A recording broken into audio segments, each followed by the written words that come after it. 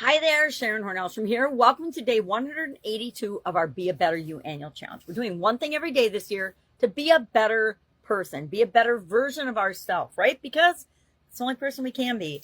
The only thing we can do is continually improve and be a better version of ourselves. I think that's really our purpose here on the planet. I spent a lot of time looking for and trying to understand, well, why am I here? And asking those deep questions. And it wasn't until after I had a sudden cardiac arrest that I realized we are all just here to live a life experience and contribute to the world in a positive way, like we talked about last month. Contribution. We're all here to make the world a better place and to make our lives better and those people we love and care about lives better.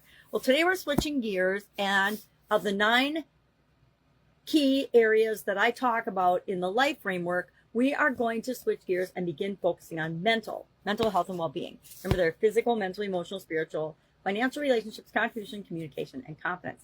And we've covered communication, confidence, contribution, we just got done with, relationships, financial. This month, we're going to talk about mental health and well-being. So what's the first thing we need to do in order to dive deep into this subject and really work on different topics related to mental health and well-being? We have to identify what is your definition of mental health. What does mental health mean to you? Because that is the most important definition. You can look up a bunch of definitions online. You can ask an artificial intelligence, which I guess they're expert thinkers and computers, right? So they're all about mental, and we'll get into emotional, spiritual, and physical in later months this year. But our action item is to say, okay, what is my definition of mental health? What does good mental health look like to me?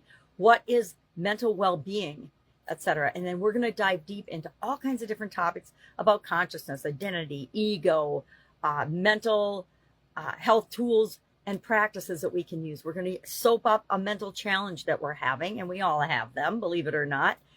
And then at the end of the month, we will pick a mental goal and we will apply our ideance process to it. But first, we need to figure out, what does it mean to us? If you need help with this, just please ask. Otherwise, go ahead, be a better person, look it up. My kids used to say, Google that. And so you can always Google it, or ask whatever search engine that you use, or you can get out an old-fashioned dictionary. I used to have one sitting here. I have a little tiny German dictionary. How funny is that, right? We could look it up in German, although I could never see it. That's why I keep it to remind me that I used to be able to see. So you can look it up in the dictionary, and then you can say, well, how does that work for me? I'm reading the definition. Now, what does that actually mean to me, and what does that look like in my life? To me, it means more peace of mind, less stress, the ability and the confidence to know that I can handle whatever comes up from a mental standpoint, and also that I can figure stuff out. We all have problems, we all have challenges, and I have chosen to believe, because it is a choice, that no matter what happens, I'm going to figure it out, and we're going to all be okay. And we always are. Why? Because the universe is rigged in my favor. We're going to, of course, talk about mental core values, mental beliefs, the 7 why. We're going to use my favorite tools that I have found to be the most powerful and the most successful across the board, and the most impactful for people that have used them. And I'm going to make sure I share those repeatedly, so that by the end of this year, they are automatically in your toolbox and you can pull them up whenever you need them. All right. Have an awesome day, and I will, of course, be with you tomorrow.